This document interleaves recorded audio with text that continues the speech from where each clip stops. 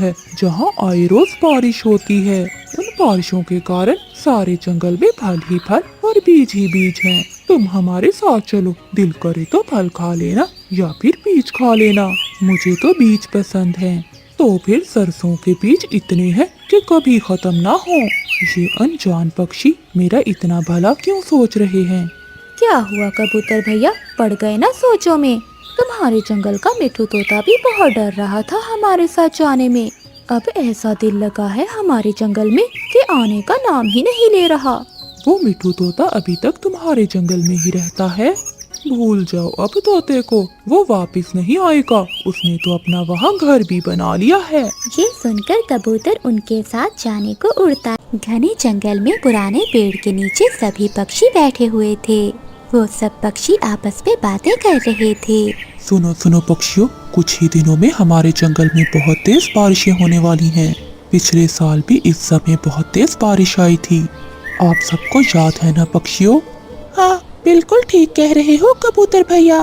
उस दिन तो बहुत बड़ी मुसीबत आ गई थी। हमारे पास खाने के लिए दाना भी नहीं था और हम सब पक्षी भूख से तड़प रहे थे। हाँ मिठू भैया, आपने बिल्कुल ठीक कहा, मगर इस साल हम वो गलती नहीं करेंगे। ये सब बातें गोरी कौवे और कालू कौवा भी सुन रहे थे। वो कौवे बहुत आलसी थे, उन्हें काम करना बिल्कुल पसंद नहीं था। अरे पक्षियों, तुम सब तो बेकार की टेंशन ले रहे हो। पिछले साल जो हुआ था वो हो गया, इस साल कुछ भी ऐसा नहीं होने वाला। हाँ गोरी, तो बिल्कुल ठीक कह रही हो। बारिश आने में बहुत समय है। ये कबूतर तो ऐसे ही हमें डरा रहा है।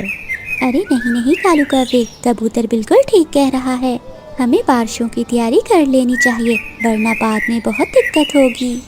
तुम पक्षियों को जो करना है वो करो। चलो कालू, चले यहाँ से। ये बोलकर वो कौवे वहाँ से चले जाते हैं।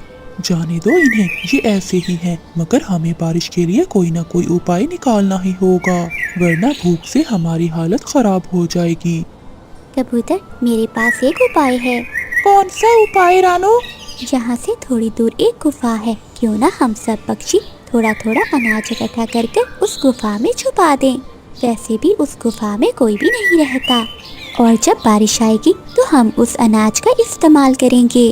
अरे वाह रानो, ये तो बहुत अच्छा आइडिया है। तो ठीक है, हम कल से अनाज और फल इकट्ठा करना शुरू कर देंगे। अगली सुबह सभी पक्षी अनाज और फल ढूंढने के लिए सुबह सुबह निकलते हैं। सभी पक्षी बारी बारी खाने का सामान इकट्ठा करने लगते हैं, और ये सब दूर बैठे कालू कौवा और गोरी कौवी देख रहे होते हैं। कालू, ये सब पक्षी अनाज लेकर कहाँ जा रहे हैं? हाँ गोरी, कुछ बात तो जरूर है, हमें पता लगाना होगा। ऐसा कहते हुए वो कौवे पक्षियों का पीछा करने लगते हैं। सभी पक्षी अनाज इकट्ठा कर गुफा में आ जाते हैं। तभी कालू कौवा और गोरी कौवी भी पीछा करते करते गुफा के अंदर आ जाते हैं। वो एक बड़े पत्थर के पीछे छुप जाते हैं। तो पक्षियों, हम सब ने बहुत सारा अनाज इकट्ठा कर लिया है। अब हमारे पास इतना अनाज है कि बारिशें आराम से कट जाएंगी। अरे वाह, हमने बहुत जल्दी ढेर सारा अनाज इकट्ठा कर लिया। हाँ तोते, तुम ठीक कह रहे हो। हमें इस अनाज को जल्दी से छुपाना होगा, वरना कोई भी पक्षी आकर हमारा ये अनाज चुरा कर ले जाएगा। हाँ कबूतर, हम ये सारा अनाज बड़े पत्थर के पीछे छुपा देते हैं। वैसे भी इस गुफा में कोई भी नहीं आता जाता। मगर उनकी ये बातें चुपकर कालू कौवा और गोरी कौवी सुन रहे थे।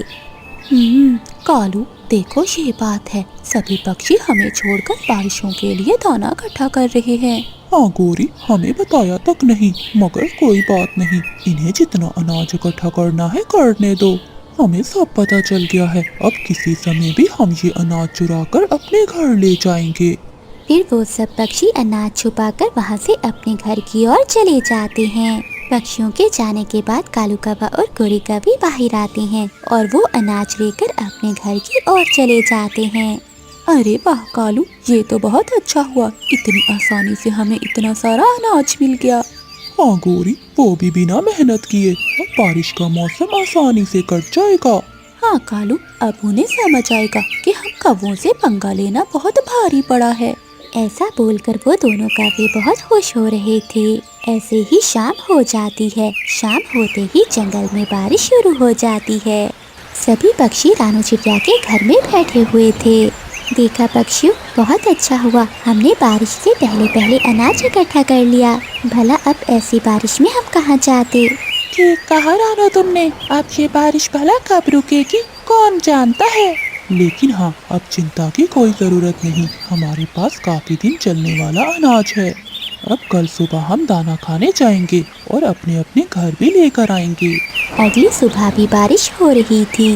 वो सब पक्षी बारिश में गुफा की ओर जाते हैं। रास्ते में कालू कौवा और गोरी कौवे का घर आता है। रानू चिड़िया पक्षियों से कहती है, रुको रुको पक्षियों, क्यों ना हम कौवों को भी साथ ले चलें, वो भी तो भूखे होंगे ना। अरे नहीं नहीं, बिल्कुल नहीं, वो तो बहुत आलसी कौवे हैं, मुझे वो जरा भी पसंद नहीं। मिठू भैया जो भी हो, वो हमारे जंगल के सदस्य हैं। ऐसे मौसम में हमें उनकी भी मदद करना चाहिए। फिर उन सबको कौवों पर दया आ जाती है और वो कौवों को बुलाने लगते हैं। वो कौवे आराम से अपने घर में सो रहे थे। शोर सुनकर वो तुरंत बाहर आते हैं। वो देखते हैं कि सभी पक्षी उनके घर के बाहर हैं। वो कौवे पक्षियों को देखकर डर जाते हैं। अरे अरे, क्या बात हो गई, तुम सब पक्षी यहाँ क्या करने आए हो। फिर रानू चिड़िया कौवों को सारी बात बता देती है। तब जाकर कौवों की जान में जान आती है। फिर वो कौवे भी बाकी पक्षियों के साथ गुफा की ओर जाने लगते हैं। मगर जैसे ही वो गुफा में जाते हैं तो देखते हैं कि वहाँ अनाज गायब था। सभी पक्षी चिंता में डूब जाते हैं। अरे ये क्या हो गया, हमारे सारे फल और अनाज कहाँ गया। हाँ तोते, हमारी सारी मेहनत पर पानी फिर गया। अब सभी पक्षी बहुत परेशान हो जाते हैं। किसी पक्षी को कुछ भी समझ नहीं आ रहा था। वहीं कौवे अंदर ही अंदर खुश हो रहे थे। पक्षियों, तुम सब परेशान ना हो, मेरे पास 2 दिन का दाना पड़ा हुआ है।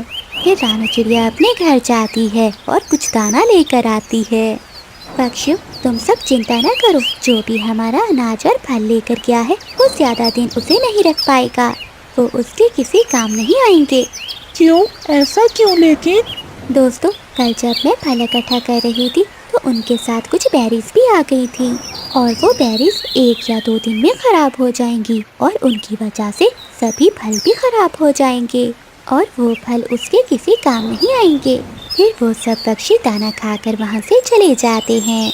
वो कौवे जल्दी से अपने घर पहुँचते हैं। कालू, सारी बेरीज निकाल लो इससे पहले कि वो खराब हो जाए। फिर वो दोनों पति पत्नी बेरीज निकाल कर खा जाते हैं। गोरी, ये तो बहुत अच्छा हुआ कि रानू ने बता दिया, वरना सारा अनाज और फल खराब हो जाते। हाँ कालू, अब सो जाते हैं, कल सुबह गुफा में जो पहुँचना है मुफ्त का दाना मिल जाता है। अगले दिन वो सब पक्षी फिर से गुफा में आते हैं।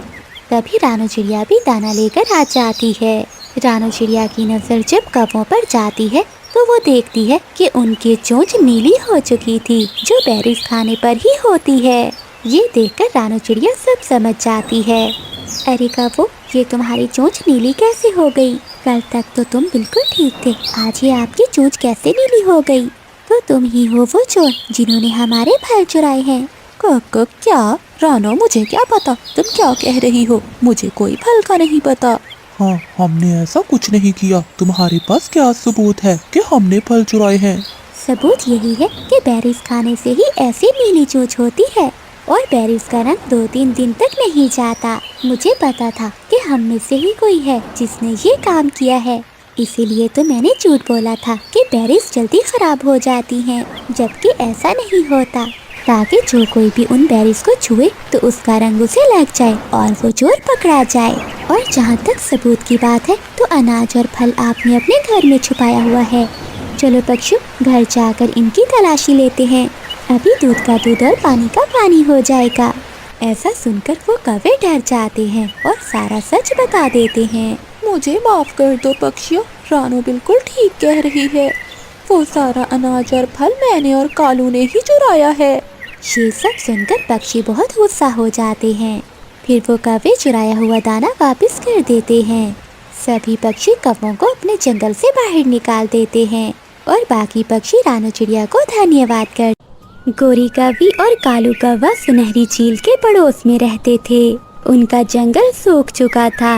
एक तो वो कौवे बहुत आलसी थे, दूसरा वहाँ कई अरसे से बारिश न हुई थी कालू जी, अब हमारे जंगल में सभी फल खत्म हो गए हैं। मुझे तो डर लगता है कि हमारी ये पड़ोसन चील हमें ही न खा जाए।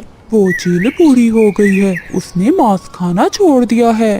तभी सुनहरी चील कौवा और कवि के पास आती है। कव्वे और कव्वी, मैं पूरा जंगल घूम कर आई हूँ, मगर मुझे कहीं से कोई फल नहीं मिला।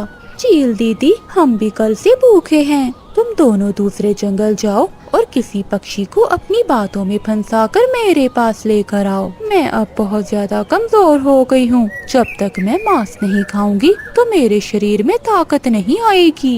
ये कहते हुए सुनहरी चील वहाँ से चली जाती है। कालू जी, वही हुआ ना जिसका मुझे डर था। इसे मांस खाने की आदत है, अब ये मांस खाकर ही रहेगी। अब हमें किसी पक्षी को धोखे से इस चील का भोजन बनाना होगा, वरना ये चील हमें मारकर खा जाएगी। चलो गोरी, हम दूसरे जंगल चलते हैं और वहाँ किसी पक्षी को अपनी बातों में फंसाते हैं। कौवा और कवि उड़ते हैं और दूसरे जंगल जाते हैं। एक पेड़ की डाल पर बैठा हुआ मिठू तोता एक कच्चा अमरूद खा रहा था। कौवा और कवि मिठू तोते के पास जाती हैं।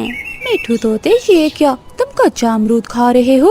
अभी अमरूद कच्चे हैं और कोई फल मिला नहीं, सोचा यही खा लेता हूँ। तोते, तुम हमारे साथ चलो हमारे जंगल। वहाँ इतने बड़े बड़े पेड़ हैं अमरूदों के, और उन पेड़ों पर अमरूदों का फल पका हुआ है। वो अमरूद तो पक पक कर नीचे गिर रहे हैं। 2-4 दिन हमारे पास रहना और पेट भरकर अमरूद खाना और फिर वापिस आ जाना। मुझे कैसे पता कि तुम सच बोल रहे हो? अगर नहीं विश्वास तो ना जाओ, हम किसी और पक्षी को अपने साथ ले जाएंगे। नहीं नहीं, मैंने कब कहा, मैं जाऊंगा, मैं आपके साथ जाऊंगा और अपना फेवरेट फल मजे मजे से खाऊंगा। मिठू तोता कव्वे और कवि के साथ उड़ता है। रास्ते में रानो चिड़िया उन्हें रोक लेती है। मिठू भैया रुकें, आप कहाँ जा रहे हैं? चलें, आप मेरे साथ चलें। आज हम दाना ढूंढने पहाड़ों की ओर चलेंगे। मिठू नहीं खाएगा अब दाना वाना। मिठू भैया, ये कवि कौन है और तुम इनके साथ कहाँ जा रहे हो? कालू कौवा मिठू के कान में कहता है। अगर तुमने चिड़िया को बता दिया कि तुम हमारे साथ अमरूद खाने जा रहे हो तो चिड़िया भी हमारे साथ चली जाएगी। इसे सच ना बताना। मिठू तोता कव्वे की बात मान लेता है। मिठू चलो, हमें देर हो रही है। ये मेरे दोस्त हैं और मैं अपने दोस्तों के साथ इनके जंगल में कुछ दिन गुजारने जा रहा हूँ। ऐसी अजनबी पक्षियों पर विश्वास मत करो मिठू, ये तुम्हें धोखा भी दे सकते हैं। चुप चुप कर जा छोटी चिड़िया, ये जंगल तुम्हारा है इसीलिए चुप हूँ। अगर तुम मेरे जंगल में होती तो अब तक तेरे पंख तोड़ देती। जाओ जाओ, बड़े देखे हैं तुम्हारे जैसे काले कव्वे। चल मिठू दोस्त, छोड़ो इस चिड़िया की चू चू को। फिर मिठू तो बोलता हूँ, कबूतर कबूतर, मैं किसी पक्षी को लेने आई हूँ। मेरी गुफा में ढेर सारा सोना और चांदी है। लेकिन तुम यहाँ किसी पक्षी को क्यों लेने आई हो? क्योंकि मुझे डर है कि कोई चोर मेरा सोना ना चुरा ले। जो भी मेरे साथ जाएगा मैं उसे अपना आधा